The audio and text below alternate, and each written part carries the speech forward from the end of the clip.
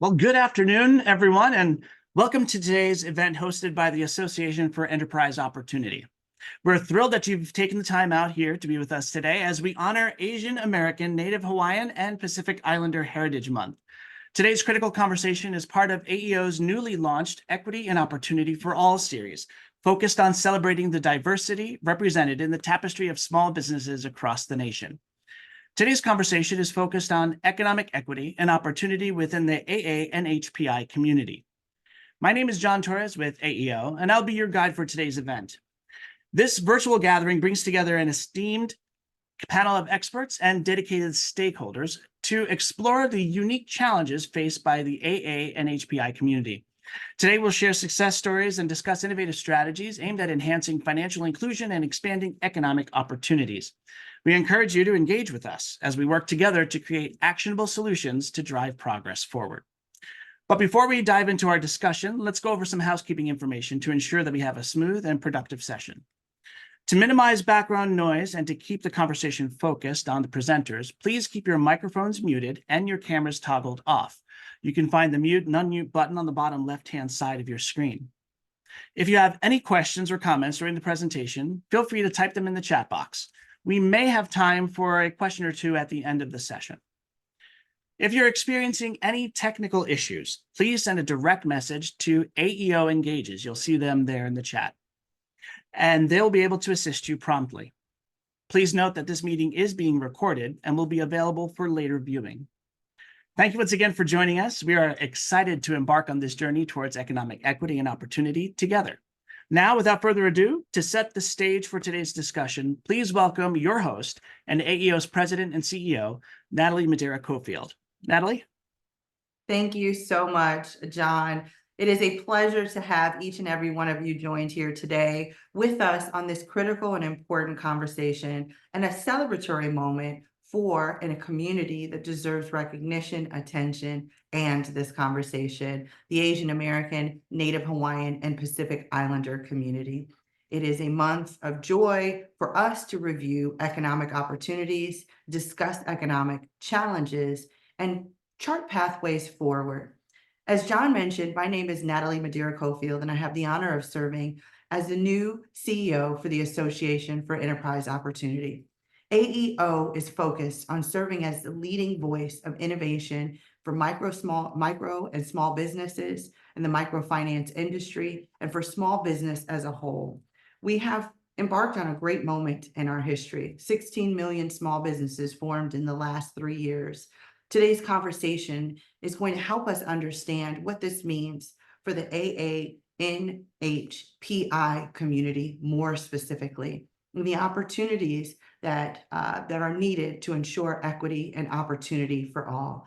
So with that, we'll first start with an important and critical framing of the landscape. We have recently released our small business fact sheet on the Asian American, Native Hawaiian, and Pacific Islander community specifically, that was produced by AEO's incredible research team.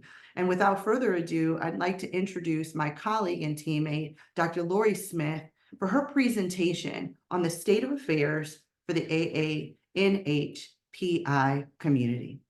Dr. Lori Smith. Wonderful, thank you. I need to stop sharing so I can share my slides. Okay.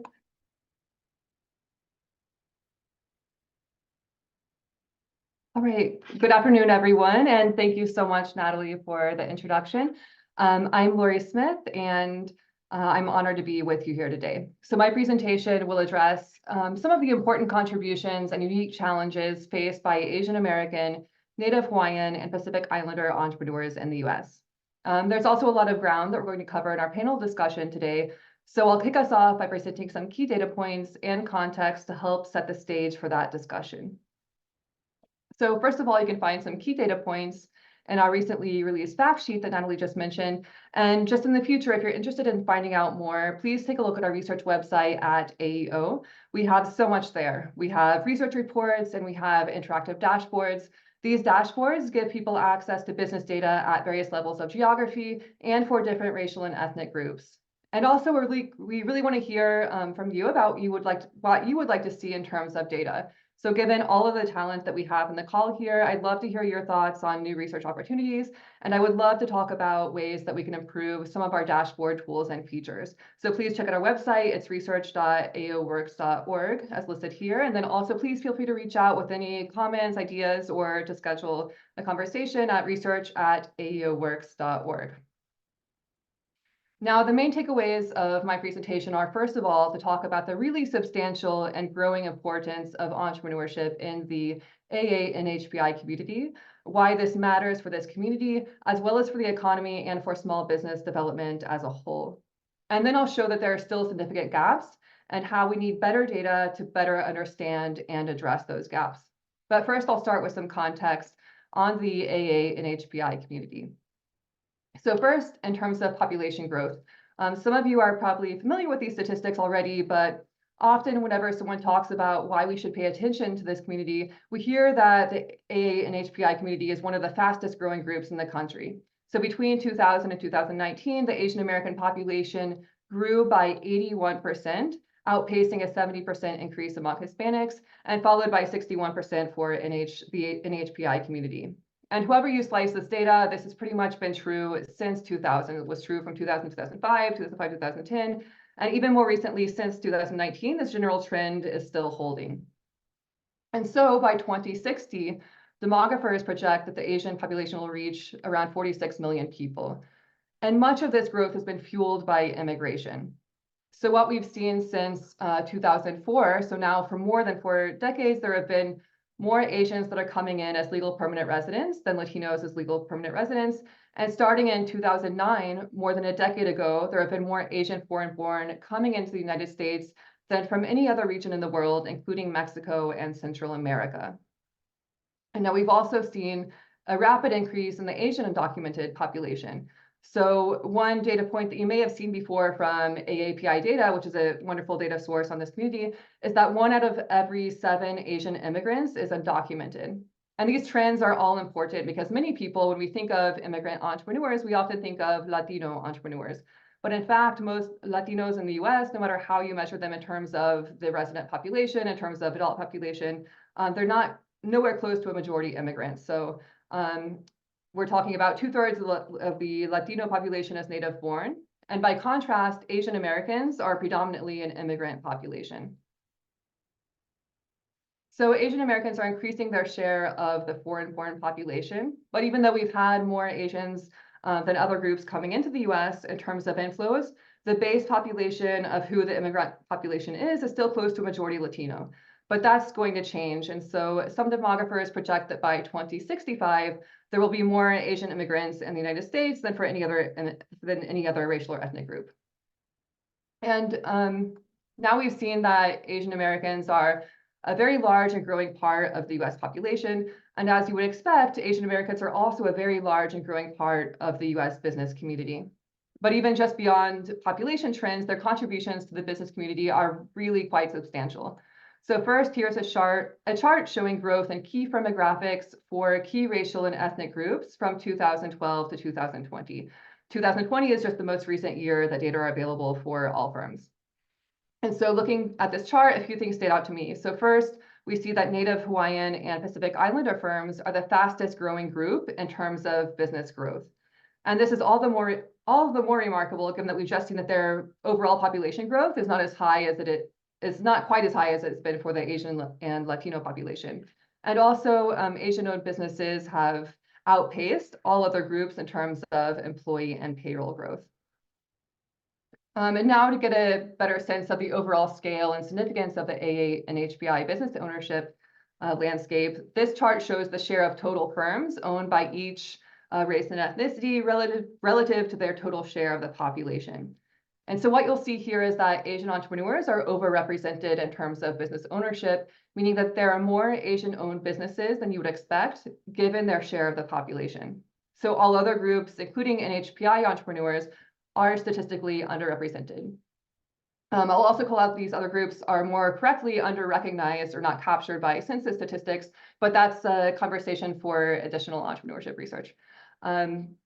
And then the representation of Asian-owned businesses is even more striking when we look at employer businesses. So here we see that Asian-owned businesses represent 11% of all employer-owned businesses, while their share of the total population is only 6%. And this also means that we have more Asian-owned employer businesses than for any other minority group, and that Asian-owned businesses employ 5.2 million people, more people than are employed by any other minority group.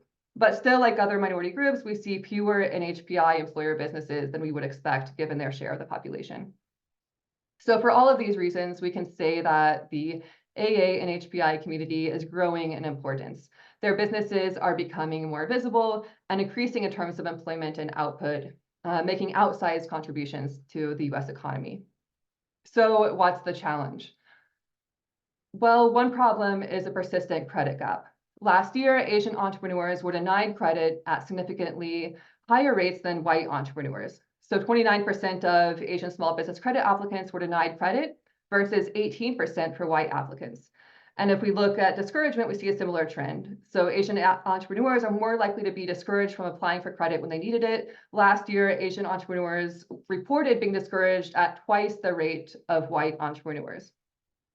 So what this means is that while Asian entrepreneurs are playing an outsized role in the business community, their impact could be even greater with increased access to small business credit. So this gap reflects a missed opportunity. Now, another problem is that when we take an aggregate pan-ethnic label like Asian American, we mask significant disparities within the Asian category. We also see disparities within the AANHPI label. So here, for example, we see the distribution of business revenue by race and ethnicity, with lighter colors representing lower revenues and darker shades representing higher revenues. So the lightest color reflects firms earning less than 25,000, going to the darkest shade that represents firms earning 1 million or more.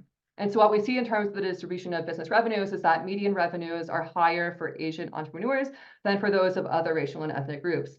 But if you look at Native Hawaiian and Pacific Islander-owned businesses, you'll see that they have substantially lower revenues, lower than Hispanic-owned businesses, for example. And now if I had access to data to show you breakdowns by subgroups within the Asian category, you would see that it also masks significant disparities between groups. So this is a challenge for any pan-ethnic label, of course, but it's especially a challenge here given the size of the Asian continent and the number of communities from different national origins. And so this is what we refer to as data disaggregation. Whenever you are able to get access to more fine-grained data, we can make better inferences. So here, while I don't have this data available for in terms of business ownership, I'll show you disaggregated data on income from the American Community Survey. So here we see that while median incomes are higher for the AANHPI community as a whole relative to the US median income, we also see really huge differences across subgroups.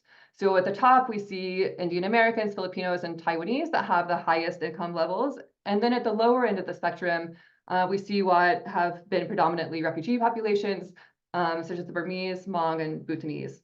And the gap we see here is very significant. And just to give another example that's relevant to many business service providers, we also see significant differences across groups in terms of English proficiency. So this is why data disaggregation is so vital. It's not just about on income and revenues. If we look at limited English proficiency, we'll see huge differences between Indians who do not have as high language needs versus Vietnamese that have significant needs for translation and other kinds of assistance. So the point is that without data, we cannot make our case. So that's the bottom line. We need to push for more disaggregated, publicly available data. This data is about who gets seen and who doesn't, and who gets their needs prioritized and who doesn't, and who gets the right resources and opportunities. And so now in closing, I want to highlight why this all matters for those seeking to build a more equitable and inclusive economy through entrepreneurship. And so I'm reminded of the pioneering research of Min Zhou, a sociologist of immigration entrepreneurship, who highlights the significance of entrepreneurship in building up entire communities. So she has shown how immigrant entrepreneurs play a vital role in reshaping the American economic landscape and creating opportunities and mobility for entire communities.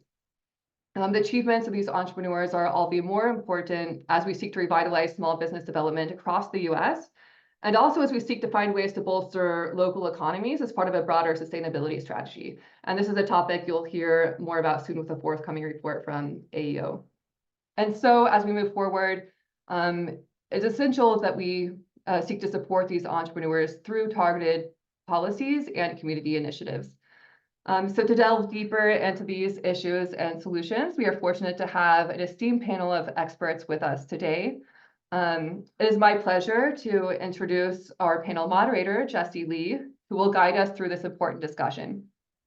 Jessie Lee leads Renaissance Small Business Services, affiliated with Asian Americans for Equality, and she has been a driving force in community-driven development for the past 25 years. Under her expert guidance, Renaissance Small Business Services has made significant strides in lending, community relations, and long-term impact, fostering growth and resilience within the community. Jessie also holds an MBA, and her financial acumen has established her as a trusted advisor, shaping strategies that have benefited countless entrepreneurs and small business owners. And with that, I'll turn it over to you, Jessie. Thank you so much, Lori. Thank you, AEO, for inviting me and all the panelists to this awesome discussion. And honestly, that data that you just gave us is so valuable. I can't wait to share it. This is the beauty of AEO, and what I'm so excited what AEO is going to show forward with us with all this research. Without further ado, I want to introduce some of our panel specialist here, panel discussion. Jimmy Rhee. We have Jimmy Rhee, CEO of Fusion Capital Markets. Rochelle Arizmendi, she's the board co-chair of the National Capacity, which is Coalition Asian Pacific American Community Development. I'm so sorry. Sarah Razavi, CEO of Working Solutions CDFI. Ron Fung, Executive Director of Asian Pacific Islander Small Business Collaborative. I am going to let each of you introduce yourselves, and I'm going to start with Jimmy. Well, thank you, Jessie. Let me first thank AEO and especially Natalie and the staff for facilitating this meaningful event. Thank you. And well, first of all, I'm Korean American. I was born and raised in South Korea, and I came here as a teenager and grew up here in a family that owned and operated Korean martial arts taekwondo studios. Now, I'm an entrepreneur at heart, and over the years, I have owned and operated businesses ranging from manufacturing to EV charging software development. And I have also had the privilege of serving two governors, Virginia and Maryland, as a political appointee. And most of my responsibilities encompass economic development, and I dealt with large, small, and often global entities. The last governor I served is Larry Hogan of Maryland, for whom I had the privilege of overseeing the 620,000 entities registered as small businesses in Maryland. About 60% plus of them are all owned by minority women or veterans. And I dealt with issues ranging from government procurement to energy to casinos and their nexus to these firms. And today, as Jessie stated, I'm a managing partner at Fusion Capital, where we provide services and entrepreneurs seeking growth and certain liquidity goals, be they debt capital or structured finance. And I also serve as a strategic advisor with the Livingston Group in DC, where we partner to assist and advise certain Asian companies establishing a presence in the US. And lastly, I teach an MBA course on innovation and entrepreneurship at Morgan State University Business School in Baltimore, and serve as a board member for Harbor Bank, a mission-driven bank in Baltimore, along with Natalie, as well as an investment committee member for Maryland's Clean Energy Center, the state's green bank. It is a privilege to be here. Thank you. Thank you, Jimmy. Next, I want to bring up Rochelle Arizmendi. Thank you. Yep. Thank you, Jessie. And again, also thank you to AEO for giving some time for this important issue and recognizing API Heritage Month. Again, my name is Rochelle Arizmendi, and I have the privilege of stepping in for our CEO at National Capacity, Seema Ignani. I'm a poor substitute for her, but I'm thrilled to be here. I have worked in the Asian Pacific Islander space for a little bit more than 24 years, and aging myself there.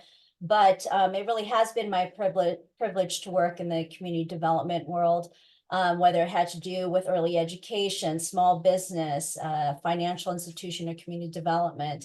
affordable housing, energy, environmental service, and workforce development. And again, today, my hat is as the co-chair for National Capacity. It is an organization or a coalition of more than 80 API organizations throughout the country.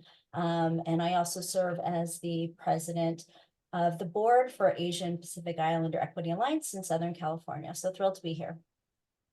Thank you so much, Rochelle. Now I want to bring up Sarah. Thank you so much, Jesse. I echo all the support and thanks to AEO and those who are tuning in. My name is Sarah Rezavi, born in Tehran, Iran, immigrated to Southern California at the age of 10 with some members of our family. As many immigrant populations, we had waves of immigration. We were the second wave following some of our grad student family members. And I moved to Northern California for college. I've been here since, so over 25 years now in Northern California, where I have worked in different capacities, but primarily growing and building organizations. As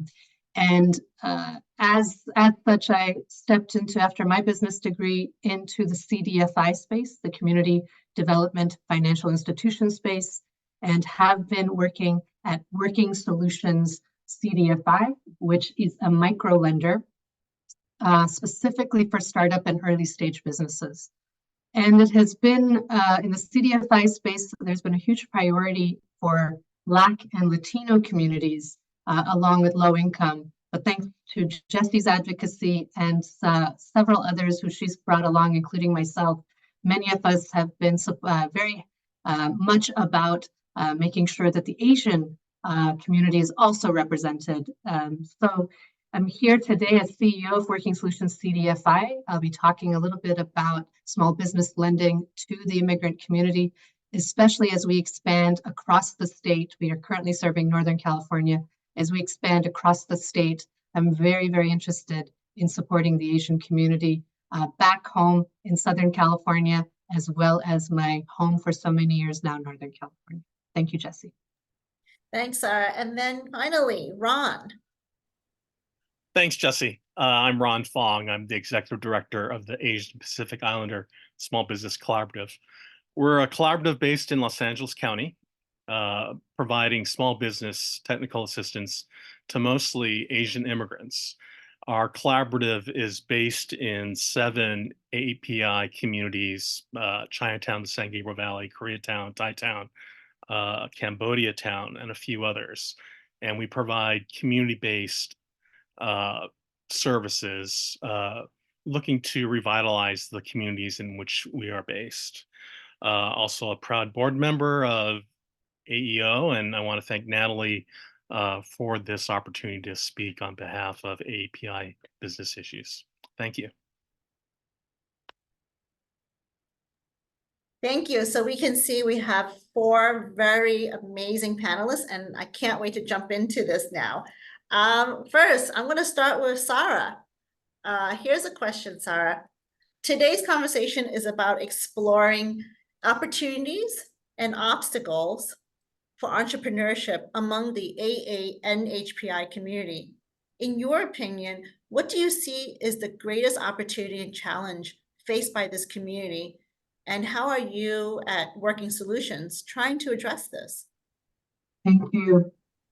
Well, I see the 3 primary challenges. They're not small. And the first one is that the community is not homogeneous.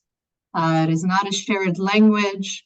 And while there might be cultural similarities and similar histories, in some cases around imperialism, either politically or culturally, ultimately we're talking about a huge continent and many, many communities within that. Which is actually indicative of just even the how we refer to AAPI now. First it was Asian, and now we're being more inclusive of the many communities that includes. Funny story around who is Asian and who isn't. When I moved, when I was working at United Way of the Bay Area, we used to celebrate AAPI, and I went knocking on the door like, can I be included in the planning committee? I'm from Iran. Can I be part of it? And they were like, well, Sarah, I'm not so sure, but sure, maybe you can join. That was me, born in an Asian country. But the other piece of that is even our bicultural communities, many Korean American, Vietnamese American, or anybody who might not necessarily look the part of what is perceived to be Asian. So the fact that there's not a singular visible trait, and it might be assumed there might be, but there really isn't, and it's what's so huge. That is hard. But it's also been the case in Latin communities and Black communities as well. Those communities are also very large, but specifically because there's been an assumption when we mean Asian in this country, particularly at a time that might have specifically meant China, that might have at some points meant Vietnamese, that might have at some points meant Filipino. Now it's a larger, much larger inclusive community of the larger continent. That's number one. The second is, even if, identify as Asian, it is a question of whether they identify as a person of color. This has come up a couple of times in particularly the Middle Eastern community, but there are other communities where we have to do a lot of advocacy around, as an Asian community member, you would probably be considered someone who might want to designate yourself. And another example of this, a personal example, when we moved here from Iran, my grandfather, who's part of the first wave of immigrants, and certainly there was a lot of incentive, and this has been the case for many immigrant communities, to assimilate as quickly as possible due to some of the issues around just Iran conflict that was going on. Some communities even identify not as Iranian, but as Persian. They have many histories and stories around about that. But everyone has their own individual perspectives on that. But at least for our family, my grandfather sat us down and said, if on a form you're asked whether you're white, don't mark that. But if you are asked Caucasian, mark that. Because to him, that there was a distinction between those two, when in reality, the form makers just had a preference for whether they wrote white or Caucasian. That may not apply to every single community, Asian community, but there certainly are pockets that may not identify either as Asian or as a person of color. And that in itself also creates a hurdle for communities, for organizations such as ours, which position ourselves as BIPOC serving and low-income serving, that in itself might be a reason to not participate or not self-identify. The third is more culturally an aversion to debt, or rather formalized debt. So there's certainly communities of lending circles. This is centuries old, a tradition of friends and family pooling money and giving it to one another on a regular basis, but not necessarily participating in the formalized process through banks and institutions. So for those three things, what do we at Working Solutions do? And I think this speaks to a lot of entities who are either BIPOC-led or certainly BIPOC forward-minded, is to really just be curious and be patient about asking the question, how do you identify? Here's the reason we're asking for this. I'll give you another example at Working Solutions. When the height of the AAPI hate crimes were happening, and they were happening right around the corner, primarily in our Chinatown in San Francisco, we reached out to many of our AAPI businesses in our portfolio. And again, we're a micro lender. We've served over 3,000 small businesses in Northern California, expanding to the state soon. A lot of the AAPI identified entrepreneurs did not want to participate in a self-identified roster of businesses.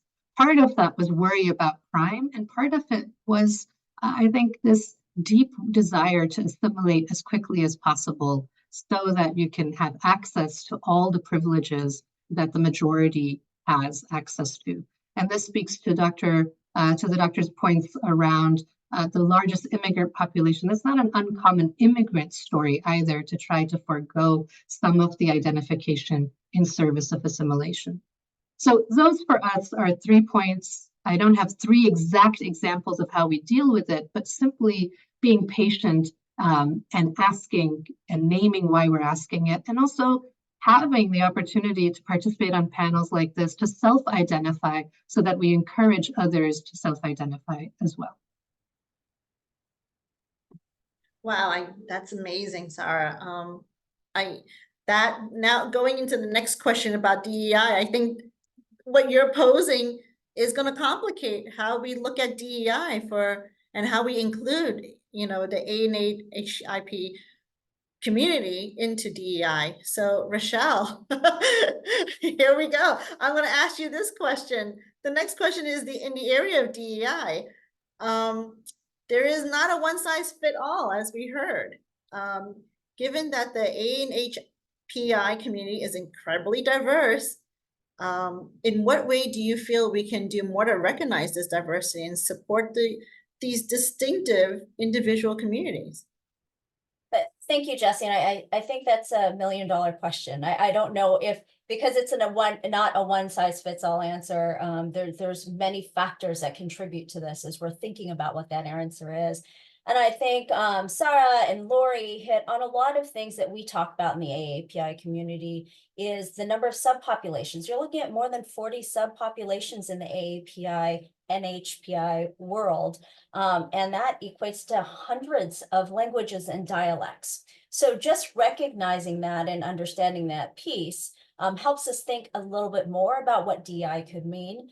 But when you're looking at the private sector, many of that sector doesn't even recognize AANHPI at all. There's a fight still, even at the CDFI level, at the federal level, to say we need to make sure that we are identifying Asian American Pacific Islanders as part of those target populations. So, recognition is just part of what we can do. But what Lori had said is about that disaggregated data. And as we know, when it comes to funding, when it comes to need, if there is not data that supports that, it is hard to advocate for those dollars. So I think there's continuous work that needs to be done on the research side, collection of data side. Sarah talked a little bit about even self-identification. We're even having possible challenges with our own communities to identify. You need to say who you are and articulate what your needs are so that we can access resources, funding, technical assistance.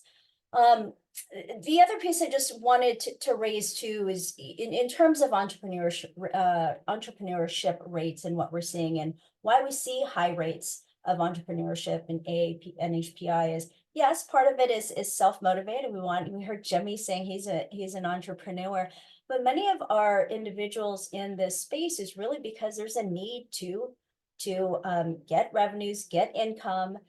It's difficult to access employment. So we're finding high rates of that. And so how do we help our entrepreneurs that are in the AANHPI communities really thrive?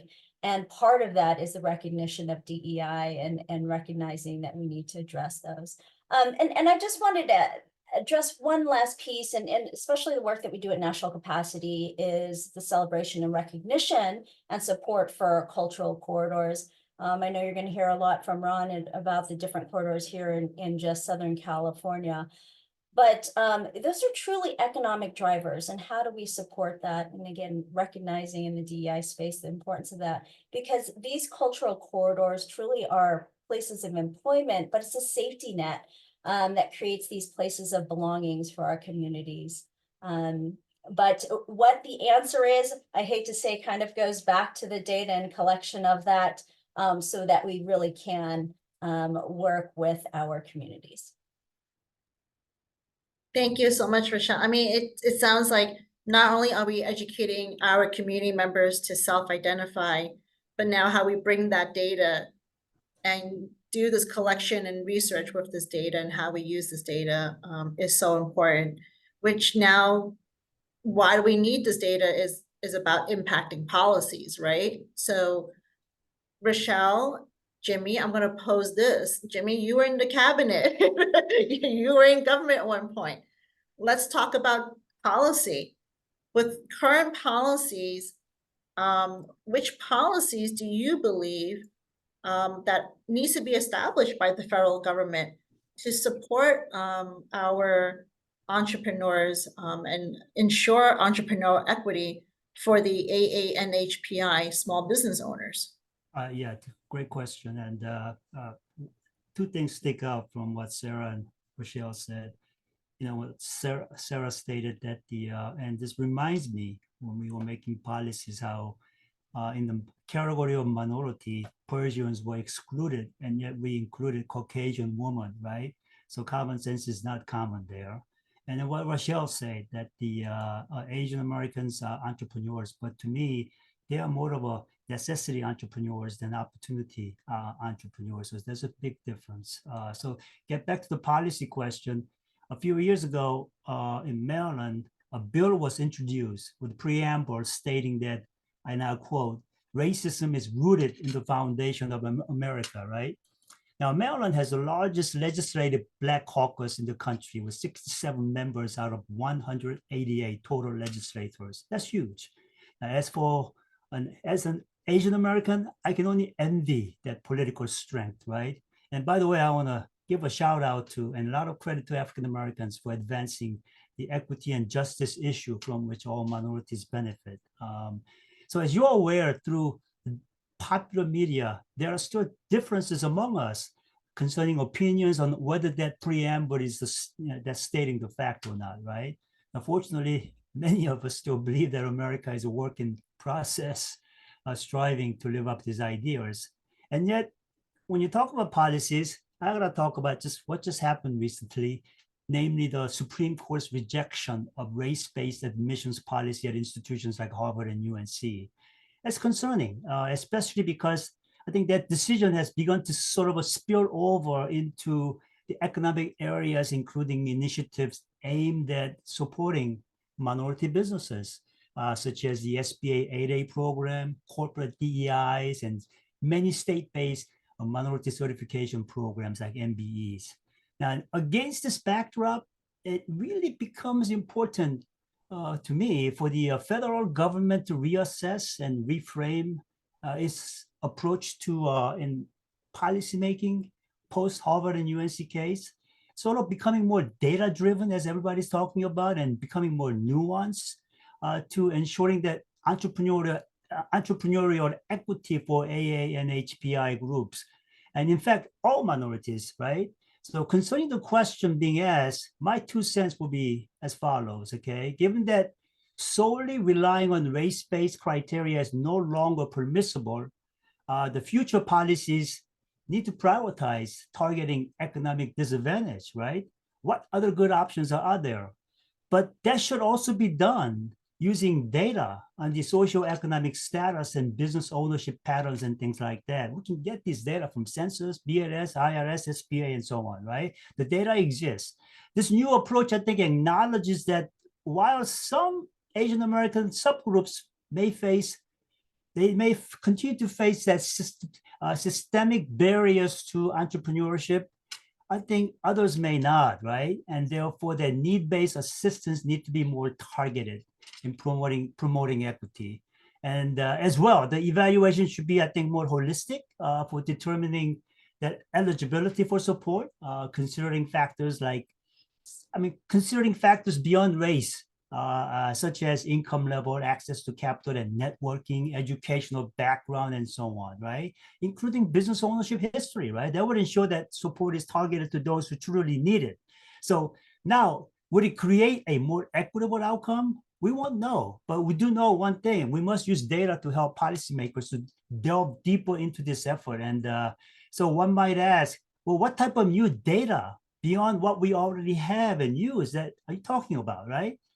So consider this. There's something called an intersecting forms of discrimination and disadvantage faced by Asian Americans. Now, what I mean by this is this.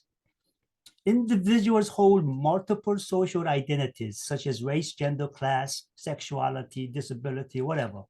And that these identities and attributes somehow intersect and interact with one another to shape that individual's personal experiences of privilege and oppression, both subjective and objective too, right? So the programs or policies, they should be tailored to reflect and account for these intersecting identities and experiences. One size fits all. That won't work anymore. But that's only one side of the coin. The other side is that these data-driven policies must also incorporate capacity building, right? So if I may simplify that in a snapshot, that's all about improving the environment in which small businesses, minority businesses compete. On a macro level, as a condition precedent, the policymakers first need to improve the forest so that all trees receive sunlight, right? That means improving tax and fee structure, improving regulatory structure, improving physical structures from highway to fiber, because in this era of connectivity, small businesses gain economic strength via connecting those interdependent dots, right? Now, on a micro level, this is talking about tree now, okay, the small entities. I believe there are three areas where policymakers must provide direct and intentional assistance. One is we have to improve these small businesses' competency. They're gonna be good at what they do. If not, they're gonna compete in price. And just as water seeks the lowest ground, smart purchasing money seeks the lowest price. So that's a miserable place for this business to be in, right?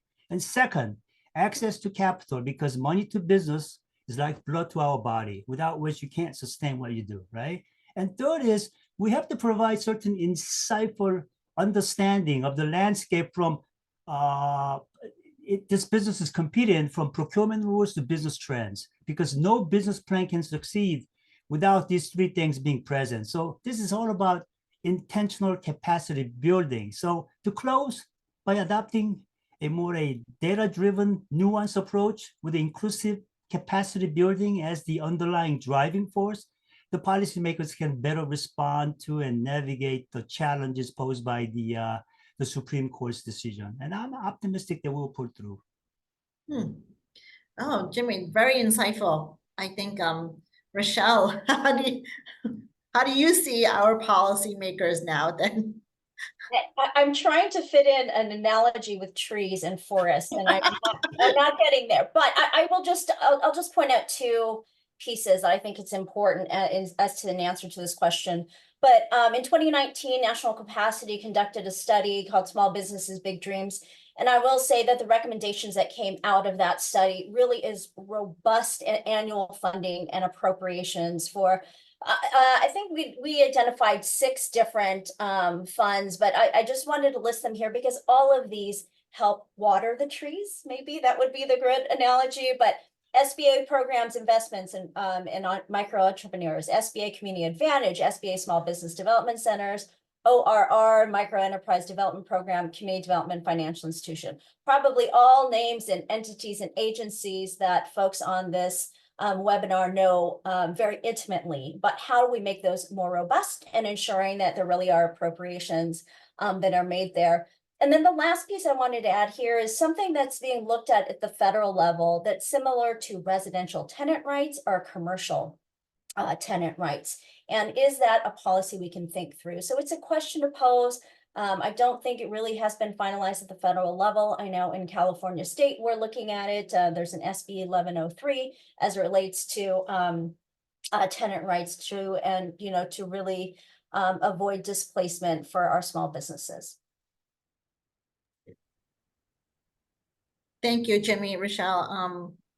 I think going back, it seems like it is about the data. How do we get this data to our government programs, and help build the capacity around this entrepreneurship? But some things are outside of the policy. And so I'm gonna bring this to Ron now. Ron, some outside of the policy making world, the AANHPI community has at times considered, or quote unquote, model minorities. In what ways does this stereotype impede our community from achieving equitable access to economic opportunity?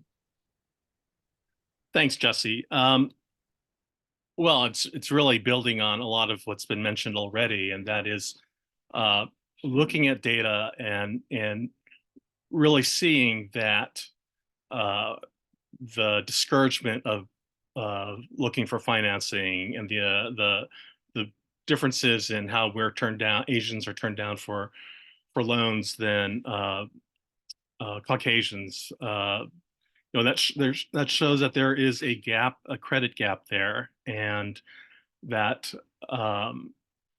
we are deserving of more efforts to provide capital. And I think that as we look at disaggregating data among different cultures in the AANHPI community, we will see that there are some really great disparities between groups, between East Asians, Southeast Asians, South Asians. And in the collaborative that I run, there is clearly greater need in the Cambodia town community of Long Beach than most of the other communities that we look at. And where you can just look at everything at our indicators: household income, educational attainment, and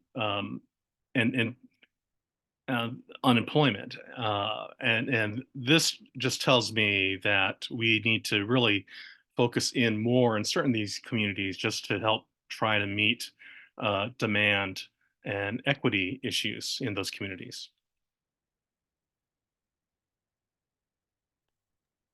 Thank you, Ron. And I know at your center, again, you help these communities with a lot of small business program, technical assistance programs.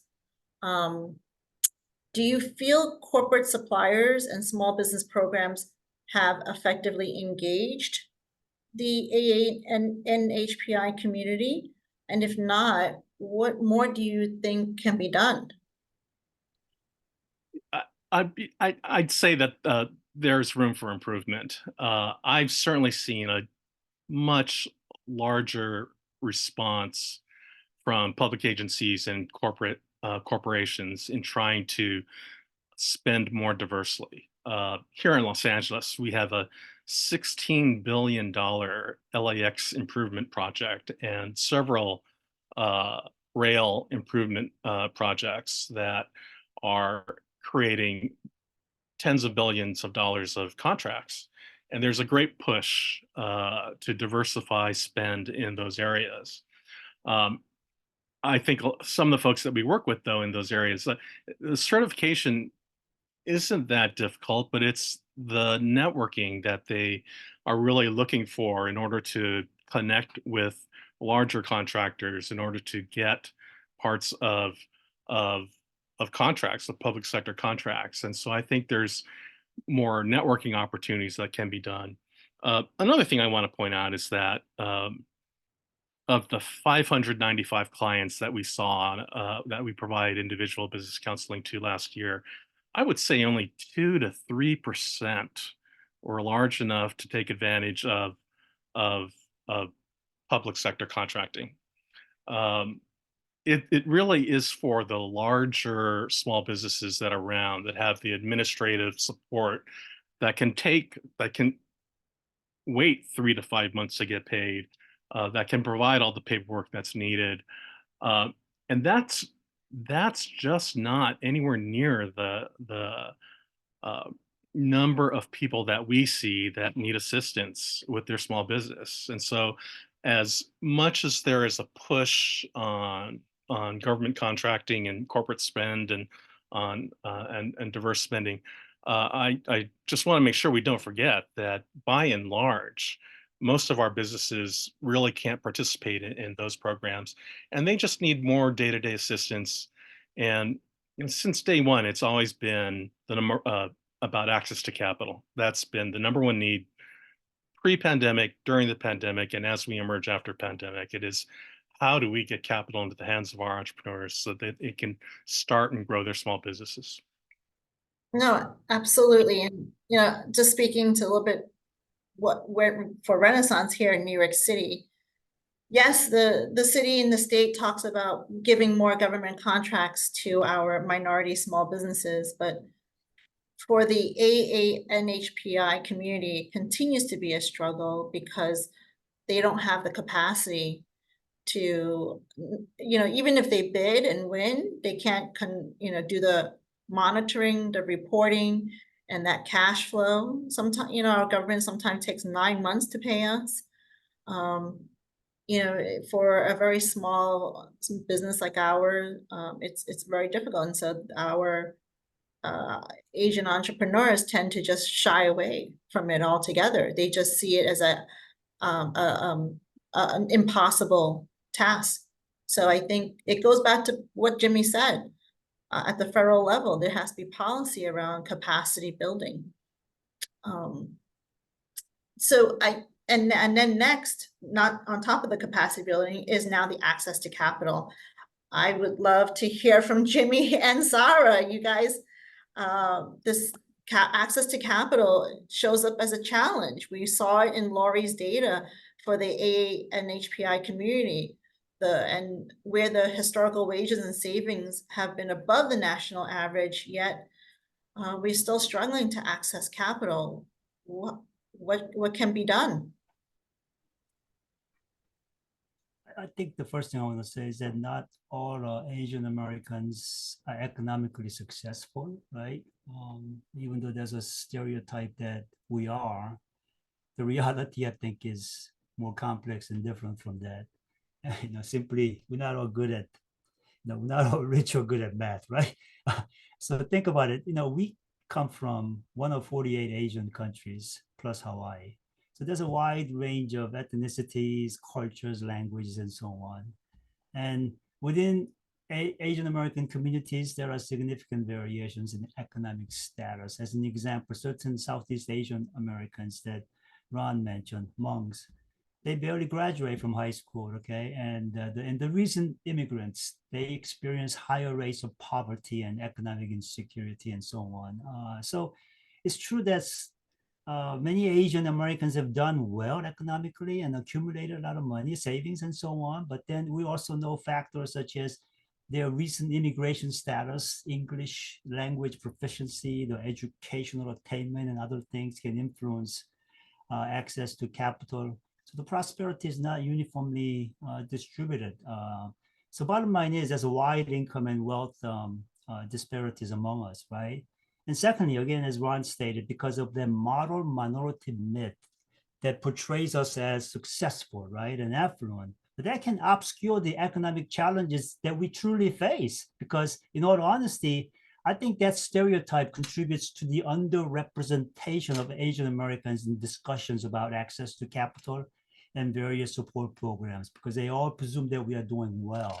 And let me also emphasize that access to capital is not solely determined by personal savings or wage earnings. There are other factors that impede access to capital. Earlier alluded to language barriers or lack of collateral because you just got here.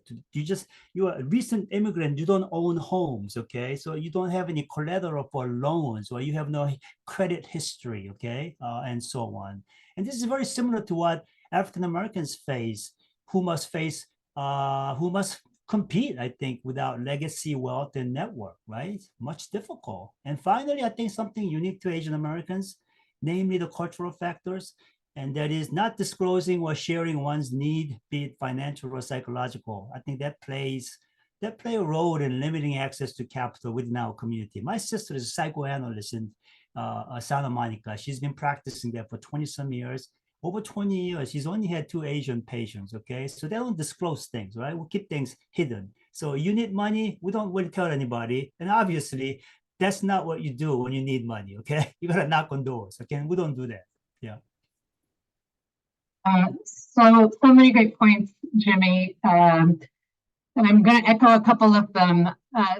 First, what everybody has said, the great disparities between the groups of Asian communities. And Jimmy touched on this, but even within communities, which wave of immigration, which generation of immigrant, all of that is going to layer into their interaction with finance and money. And even that, and speaking about psychoanalysis, my wife is a psychoanalyst, and we talk a lot about this, Jimmy. But the trauma related to immigration and either circumstantial or generational poverty limits our trust in formal institutions. So I think a lot of this is first and foremost, let's name it, let's recognize it, and then begin to see pathways towards support. Part of that is collective identification. Sure, I may lose some part of identity by going in a larger umbrella but ultimately I'm now within an umbrella. And that's a story I hope we can keep sharing with many Asian identified communities. Because I brought this up, and Rochelle, you named it, but self-identification, either for reasons of, for whatever reasons folks may have, is certainly a deep issue in the communities that I'm a part of.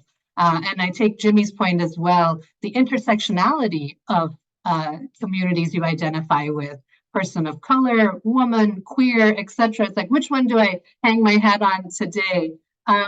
But there is a value, and we as policymakers, as practitioners, what's the value of identifying by a subculture? Because there's the belief that if I identify within one of these cultures, there's going to be discrimination towards it. So name the value first before you expect someone to identify for it. Otherwise, their goal is going to be to assimilate or to just be able to access the majority resources.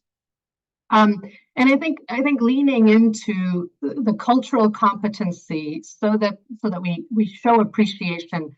There's a lot of diversity in the Asian communities, but I think we can at least, and these are probably human similarities, but we can lean into them here of humility, deference to elders, and keeping family issues close and limited. So, you may not ask, do you need money? More asking, what's your growth plan? Not necessarily what's your sustainability plan, because I'm sustaining just fine, thank you very much, right?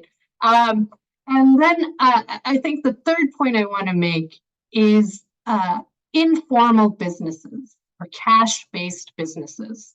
This is not limited to Asian communities, but again, a sign of a lot of immigrant cultures, again, possibly due to patriation back home, where money was pulled from by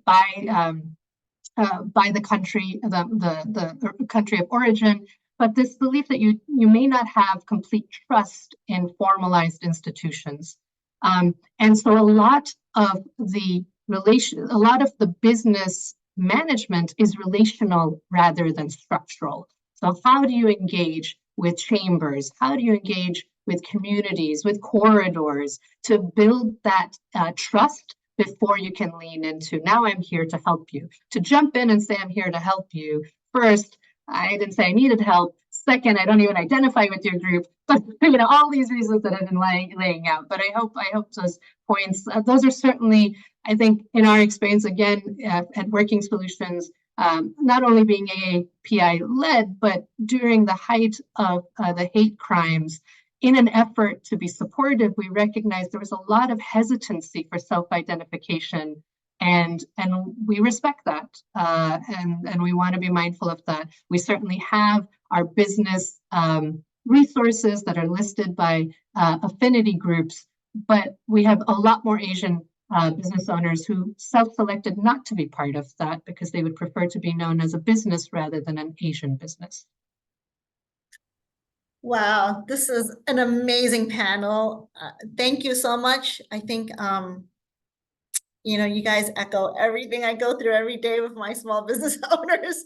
This brings me to tears that we're having this powerful conversation, and it really brings to the forefront on how we can now start serving this community. We need to first identify, right? Name it, build the trust, and then let's bring this data to the policymakers. And so now I really want to bring us, we're at near the end almost. So in your opinion, what's the next frontier for our AANHPI small businesses and the organizations that serve them? Where do you think we're going? And I'm going to start with Jimmy. Well, why me, right? I think before that, if there's one more thing I'd like to say, maybe we should talk about is a lot of Asian countries are caught between the rock and the hard place because of the US-China geopolitical issues, right? We have to choose sides, okay?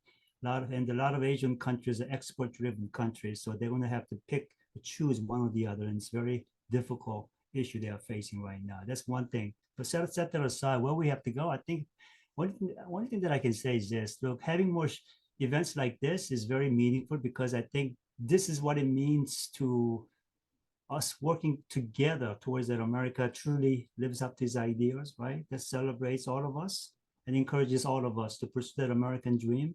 This is through debate and dialogue and, you know, having our stake in the outcome together. And this is what this is all about. And I just wanted to leave it as general as like that. Yeah. Okay, Ron, you're next. What's your closing remark on this? I think there's two things that are trends. One is that I think as we get more defined data, we will be able to target more specific communities and particularly those that are in need. And the second is, and maybe this is more a belief than reality, but I have to believe that we are still working to get more capital available to those in need. And I think if you take a long view of this, you know, we've gone from having to go into a bank to applying online, and I just think it's a matter of time before we start really digging into being able to make good lending decisions based on different data that shows people are creditworthy and worth the risk. Sarah, what do you think? I echo a lot of what John, Jimmy, and Ron have already said. I think dialogue is first, and bringing that conversation from the multiplicity that is the AANHPI community is very important.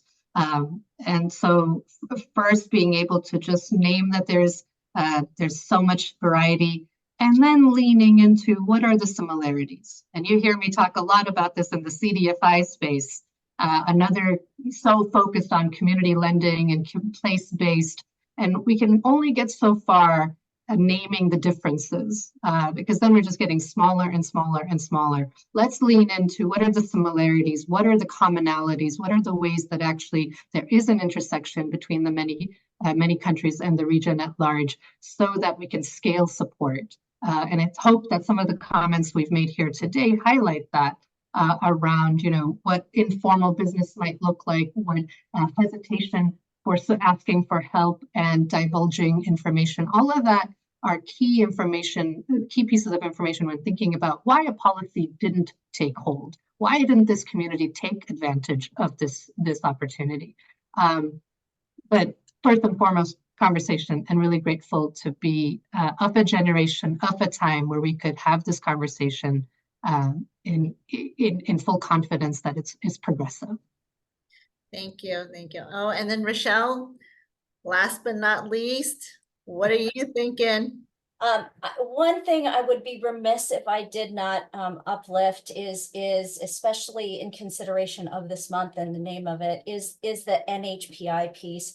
Native Hawaiian Pacific Islanders tend to get masked in the overall Asian American data. We talk about disaggregated data so many times today, but that piece in particular has been really overshadowed.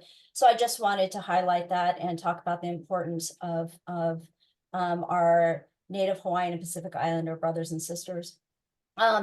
But with that being said, I mean, the outlook, I think I'm optimistic. There is capital that's there. It's how do you access it and how do we communicate that out? Sarah hit on this earlier. Our communities, our entrepreneurs that are coming from AANHPI communities, they are looking for a trusted source. It's not going to be the big banks. It needs to be someone they know, a family member that is talking about word of mouth, trusted organizations, and individuals. So recognizing that and using those entities to really outreach to our communities that are culturally appropriate, linguistically appropriate, and also, as Sarah had said, it's really about those relationships that we build. But I am optimistic. We have to recognize and appreciate the power of AANHPI communities, business owners, and individuals, because you saw the data. We're loud, we're very proud, and we need to make sure people know that we are here. Awesome. Thank you. Thank you. And, I just want to say thank you to all the panelists, because I know every one of you have actually been strong advocates. And we are still moving forward. So I'm very happy where we're going. Just this year, at the US Treasury CDFI fund level, they finally are starting to recognize some of our AANHPI groups as another target population for CDFI targeted funding. So Filipino, Vietnamese, and Pacific Islander was recognized as other target population at the US Treasury. And so we are loud, we're clear, these conversations have to continue. And even though it took me 25 years, I'm beginning to see some light at the end of the tunnel. And I'm so happy to have all the panelists here along the advocacy road here. Thank you, and can't appreciate all you. Thank you. Now I definitely want to have Natalie give us the closing remark. Natalie. Absolutely. And I just want to first start by thanking our panelists. That was an incredible conversation. It was honest, it was informative, and I feel like it was forward thinking. And so thank you for the work that you do to advocate on behalf of your respective communities and the community as a whole. And AEO looks forward to doing more with each and every one of you. So with that, Jimmy, Rochelle, Jesse, Ron, and Sarah, thank you again for your leadership. This brings to conclusion the first of AEO's mini series that celebrate Heritage Months across the country.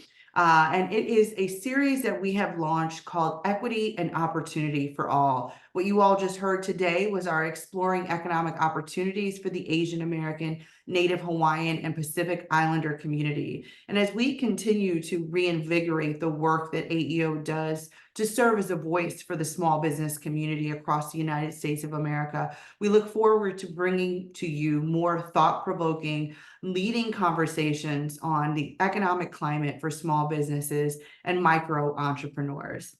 With that, I do want to now just close by encouraging you all to remain connected to the work that AEO does by staying connected to us at www.aeoworks.org, and pass the baton now to my teammate and colleague and our Director of Marketing and Communications, John Torres. Thank you so much, Natalie. Appreciate that.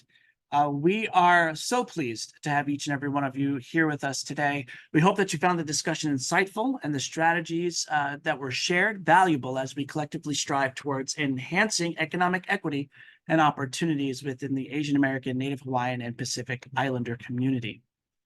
As Natalie said, a special thank you to our esteemed speakers and panelists for sharing their experiences and those stories. Your insights are instrumental in driving the progress we all seek. So thank you again for that. As we conclude, just a few reminders.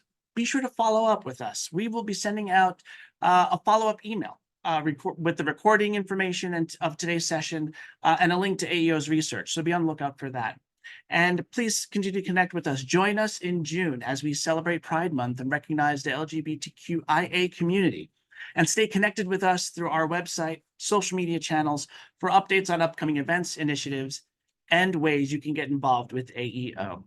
Once again, thank you so much for joining us and for your commitment to supporting small businesses. Have a great rest of your day, and we look forward to seeing you again at future events. Take care.